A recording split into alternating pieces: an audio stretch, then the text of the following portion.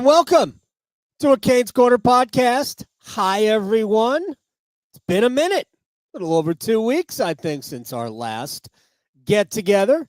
I am Adam Gold. We are brought to you by the Aluminum Company of North Carolina. If it's for the exterior of your home, you can find it at the Aluminum Company of North Carolina on Hamlin Road in Durham. No place like it. Sammy Hanna's crew, they do a great job, and you should check them out. As a matter of fact, as I've said before, last time I did with the podcast, I think they were coming out. Yes, stuff about to happen here at the, we actually have a name for it, Cocapelli. Cocapelli is the name of the ranch, but the private estate doesn't have a name, just the ranch. All right, what we're going to do today, Jackson Blake signed a contract. Very exciting. We'll hit that. We'll hit Logan Stankoven. We'll hit Keandre Miller. We'll talk about the Hurricanes' dilemma, if you want to use the word dilemma, at center. Will Seth Jarvis or Logan Stankoven slide over to the middle? Whither our friend Jesperi Kotkaniemi.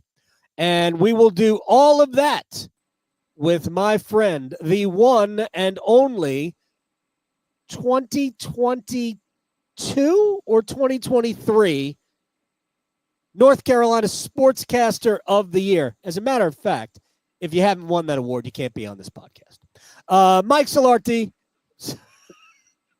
It makes sense why I haven't gotten the call until just now. And that's a year ago, so you're falling behind, Gold. Mike Solarte, Spectrum News, sports anchor extraordinaire. And now I have Spectrum in my house again, so I can watch you. It's about time. It is about. Well, they finally found us out here in Oxford, North Carolina, America. So I'm very excited. I'm excited to have you on. I couldn't wait. I texted you while I was driving. So shouldn't do that. You're right. You're right. I may or may not have been at a traffic light. So I don't know. Hope so. I hope so. If the police are listening. I'm gonna turn my light back on because I knew you were sitting in the dark and I just wanted to fit in, but it's killing my eyes, so I'm just gonna do that. Oh, I like it. I can. Oh, you look lovely. Oh, thank you, Mike Solarte. All right, so let's see what we can accomplish in the next 25 or so minutes. Jackson Blake, 8-year contract extension, just over $5.1 million. Average annual value, that'll be the cap hit. There's more money involved, but the Hurricanes did the deferred money thing like they did with Seth Jarvis, just to, rub it into the NHL before it becomes official that you can't do that. I think the Hurricanes might be able to do that again, maybe this upcoming offseason. I don't know when the new CBA is going to kick in. Anyway, your thoughts on Jackson Blake? We'll kick this around for a couple of minutes. Certainly has had a pretty good rookie season. Oh, absolutely. I mean, you're talking about a kid who, as he told the media today in his press conference to talk about the signing, which, before I get onto my thoughts, that was the second most hockey press conference ever in the offseason because he was on the golf course. He was on the Zoom call from a golf cart. And his video's vertical, so there's all kinds of room on the side, which made it a bit of a tough edit for us TV folks, but that's okay. Yeah, I'm not picking on the kid. I loved it. I absolutely. It was the only notch above on the golf course for a Zoom call is actually at the summer cabin at the lake. That's the only thing that tops the golf course. So I was totally down. I was totally down with that.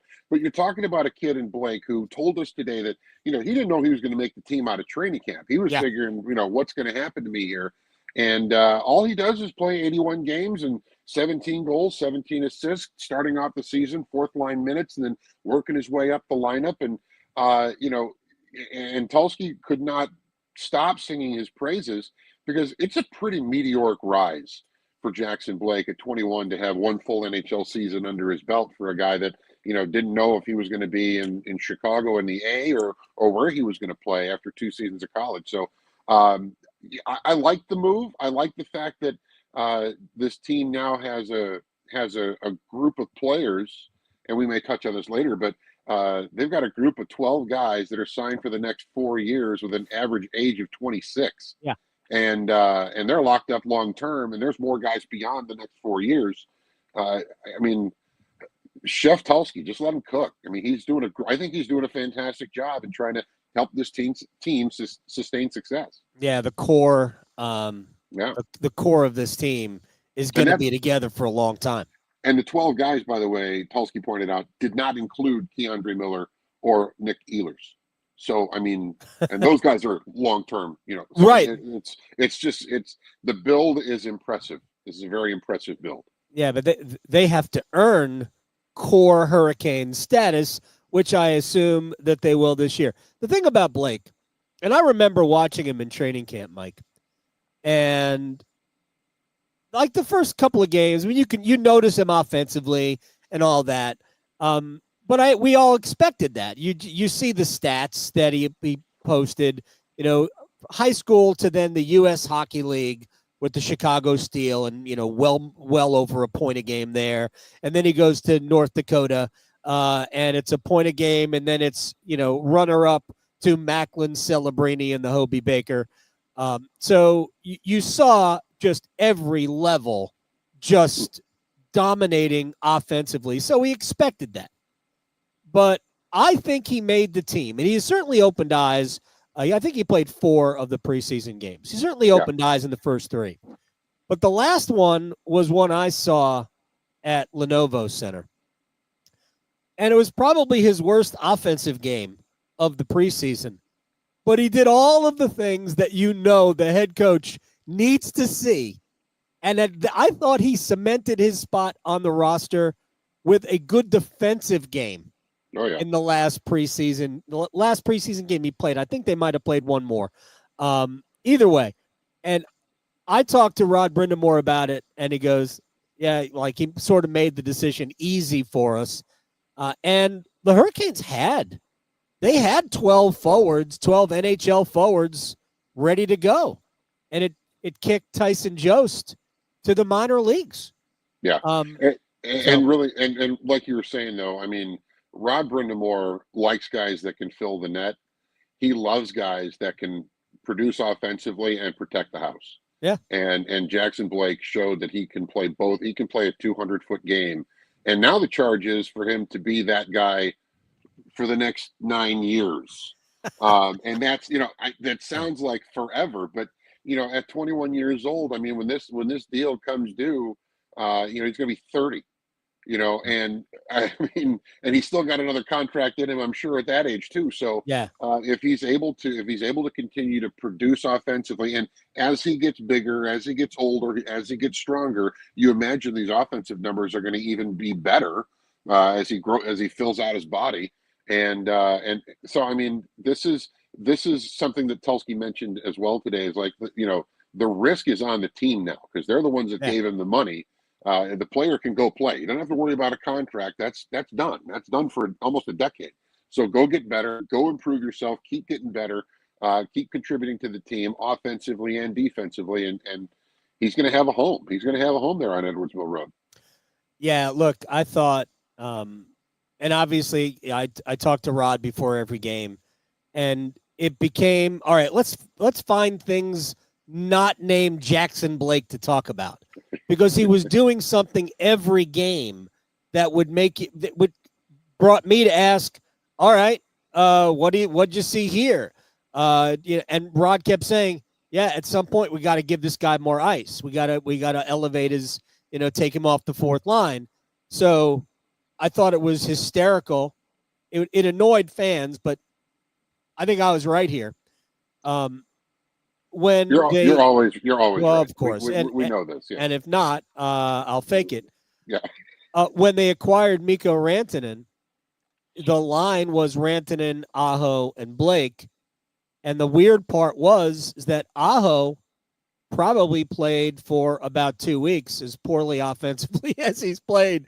He was trying so hard to get Rantanen involved. He was just making the wrong play over and over again. Yeah. But Blake and Rantanen were setting each other up. They just couldn't buy a goal. They either hit posts or whatever. They could not buy a goal. All things being equal, they would have been over a point a game each in the 6 or 7 first games that Rantanen played with the Hurricanes. And I don't think that would have changed anything going forward. What was going to happen, my opinion, had nothing to do with hockey, had everything to do with your just personal lives, and that's fine. But Blake can play with elite players because he's got great vision. He is a super passer, and he has a nose for the puck. My favorite thing about Blake, and then we'll move on to the other long-term contract extension that was signed. My favorite thing about Jackson Blake is how he goes and pursues the puck after the Hurricanes lose possession. Oh, he yeah. is as good on the team as anybody at hounding the puck and getting it back.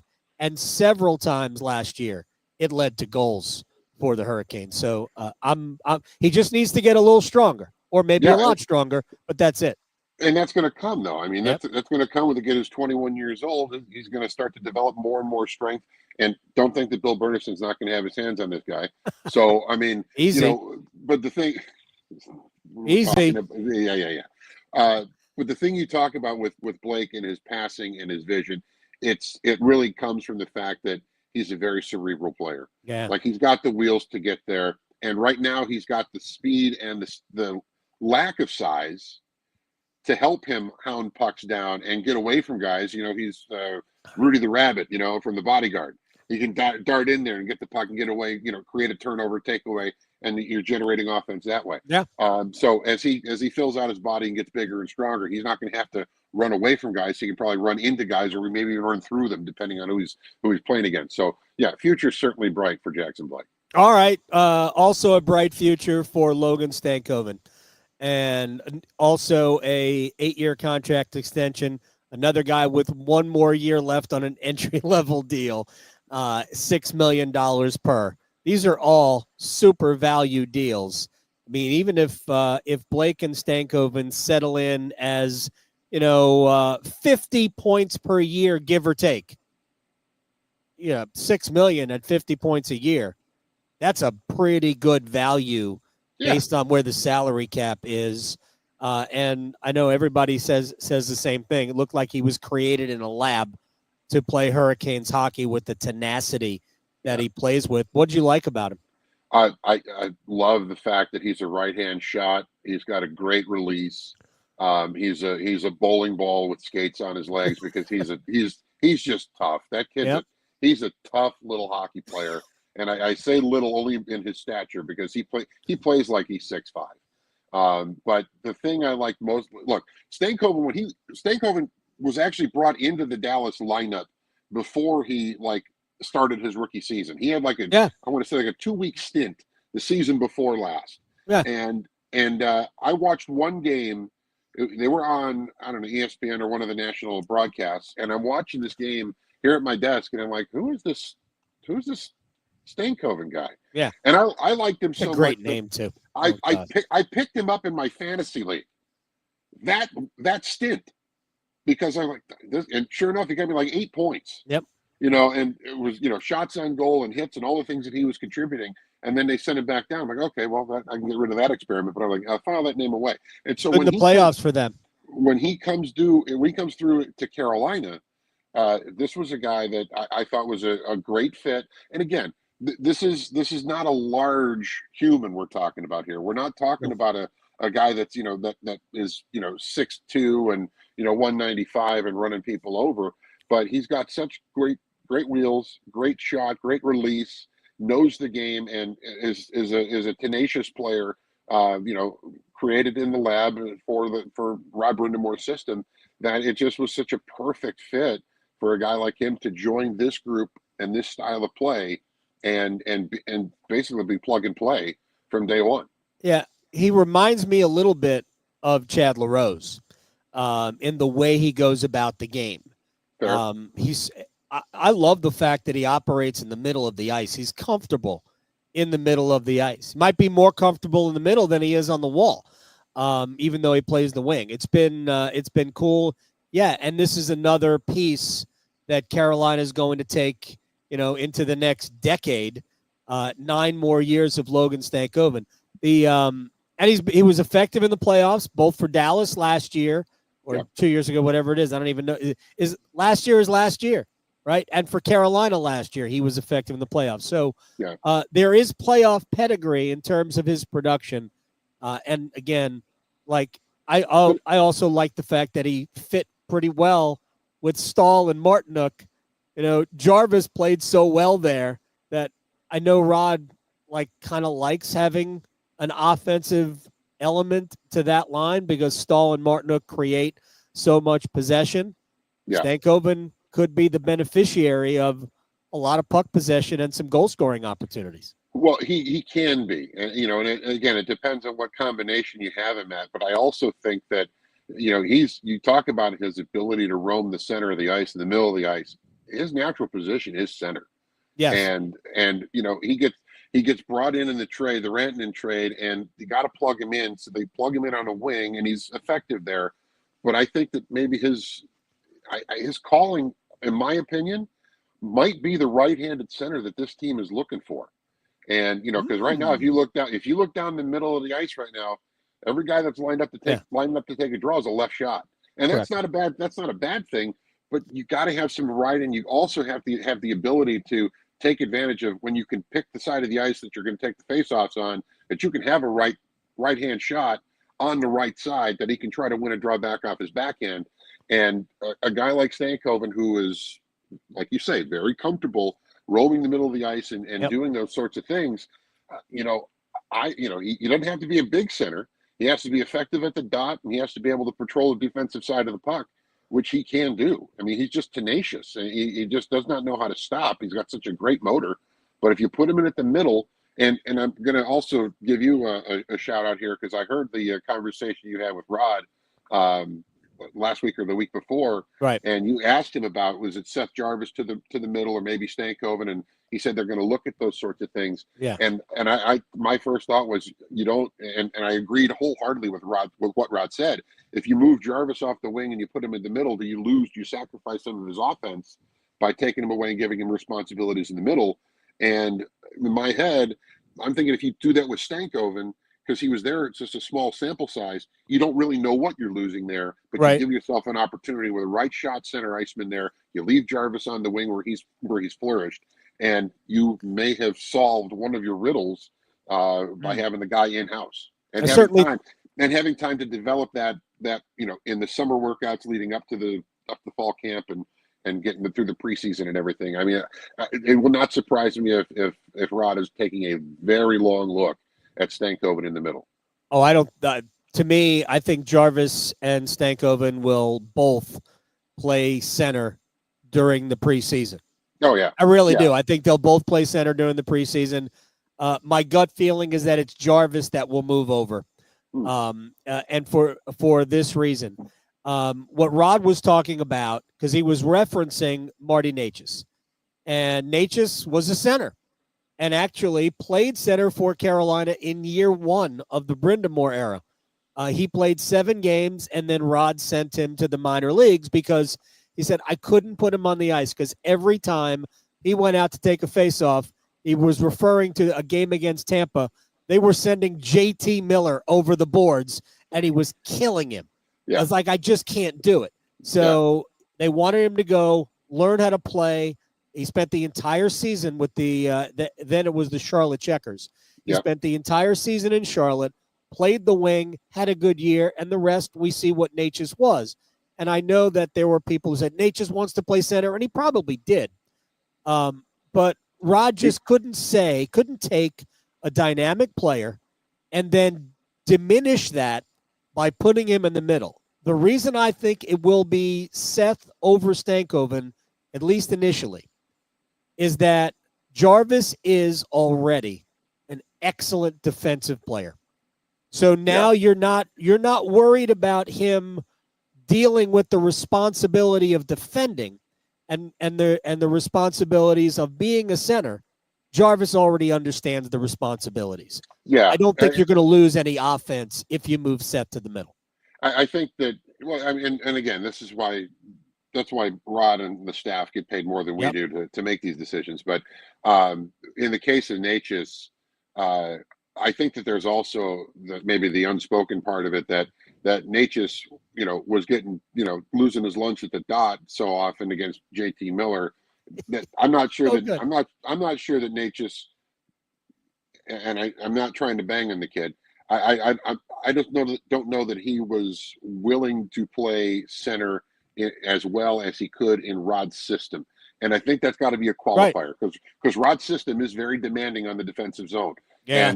and Marty with all of his offensive abilities, that's a guy to like. Okay, if he can get you out of the zone on a breakout, then let him do what he can do in the offensive zone. But if you put in defensive responsibilities on him as a center iceman in Rod's system, that's a tall ask for a guy that may not necessarily be equipped to do that as well as others. So again, like I said, I love Marty. I got to watch that season. I got to watch him down here in Charlotte with the Checkers, and every night was a highlight with this kid. Yeah. Spinoramas and no look passes and unbelievable snipes and all the things he could do.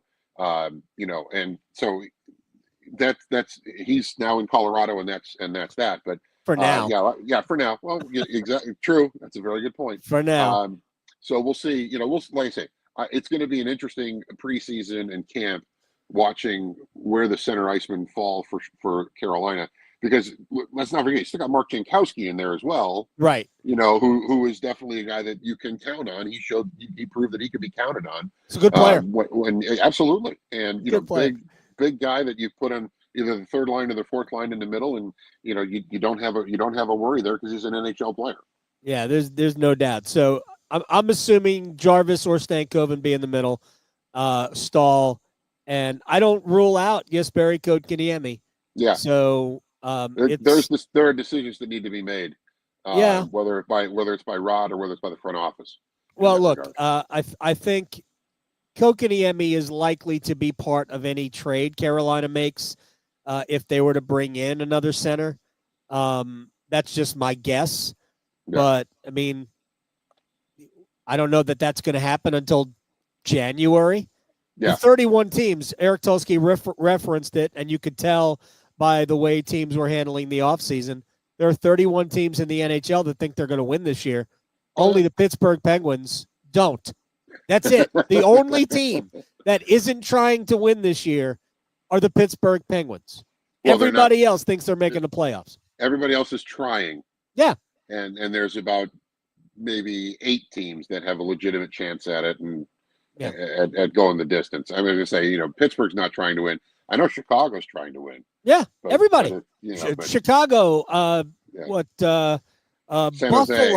Buffalo, yeah. All they're going to win. Yeah. So, and not everybody can. Philadelphia thinks they're going to win. I don't think they're going to. I like real quick. We got about 5 or so minutes left with Mike Solarte here. In the Metro, Carolina, New Jersey, not in any particular order, but those two, and who else? Who's the third playoff team in the Metro? It was Washington last year. Yeah. Honestly, Columbus, Islanders, it might be a year away. Maybe Columbus is a year away too. I'm really not bullish on Washington. I think Washington careered it last year. Oh, absolutely. And I don't think the Rangers are any better. More. No, I agree with you on the Capitals. I think that they picked up a lot of points. They stole a lot of points from great goaltending during the season. Charlie Lindgren was a Vezina candidate by January 1st, and then then they kind of kept doing their thing, but they got so distracted with the Ovechkin chase as well that by the time they hit the playoffs, they were just like, oh, now we got to actually play real tough games. That's a really good question, Adam. Is who the third team in the Metro could be? I wouldn't sleep on the Islanders. I definitely wouldn't sleep on Columbus because they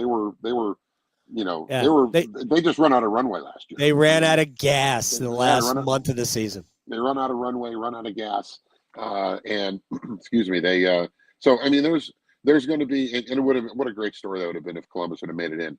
But right now, the Metro is pretty wide open, and a lot of folks on the outside say the Metro's a bad division.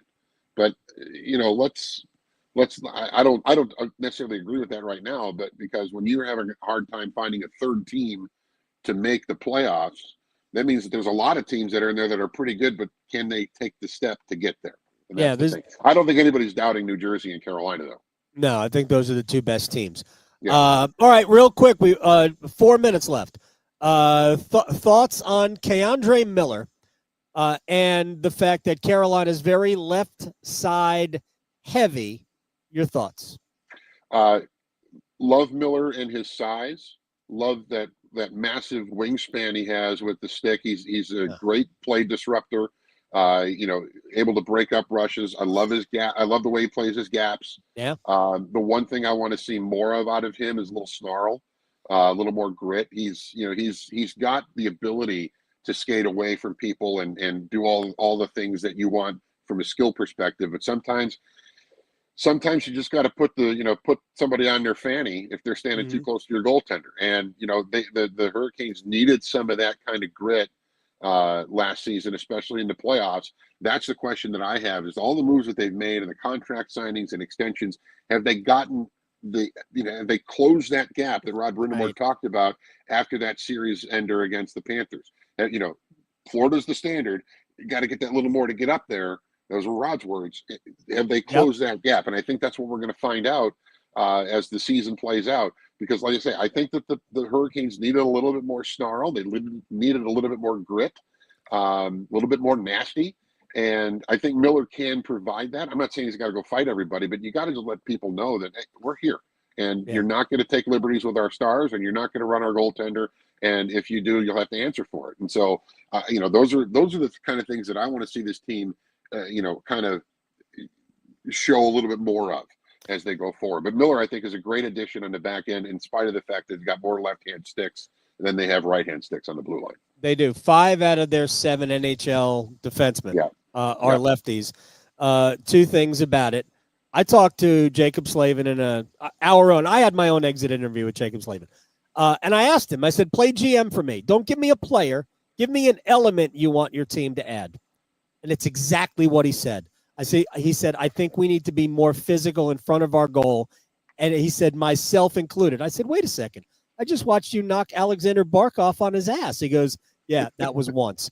And he's a Lady Bing guy, so he's not going to play that game. Come on. Well, but he can be physical, and I like it when he is, but it's not really in his DNA. But Miller, in front of his own net, Miller can be, and the Hurricanes need him to be. And here's the other thing I like about what Carolina has done, even though they are left side heavy. It gives Alexander Nikishin, who, by the way, will play a mean game, it gives him time.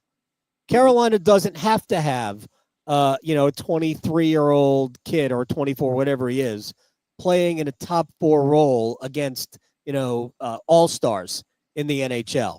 He can get acclimated playing in a third-line situation, still going to get power play time, still play 17, 18 minutes a night. And then when he's ready, then you throw him against in a top 4 situation. But there's no need to force him into that now. You could have Slavin and Chatfield, Miller and Walker, and that's a pretty good top 4. And let me just counter that by saying they may not have to force him into a top 4 role. They may have to force themselves to say, yeah, he's ready for a top 4 role. I love Nikishin.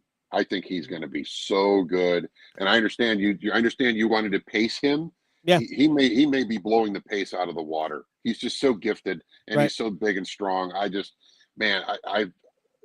think about the style of game he can bring to the table, and it's going to, I think right now he's to me, he's the number 5 defenseman on paper, but I think he's very well could be a top 4 defenseman on opening night. And look, I could be wrong, but I just think that he showed so many good flashes in the playoffs, aside from his debut, because his debut was shaky.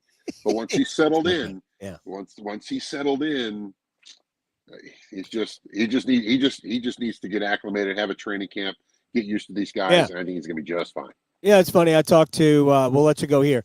Tony D'Angelo and I were talking. They were teammates in Russia at the beginning of the year. Yeah. And Tony and I text a fair amount, actually. and I asked him about Nikishin when he came back. He came back to the States, then signed with the Islanders. And I said, is he a top 4 NHL defenseman? He goes, not yet. He will be. He said, the biggest problem for him will be catching up to the pace of the NHL. It's way different than the KHL. He said the KHL is a great league, but the pace and the power of the NHL, it'll take him a little time.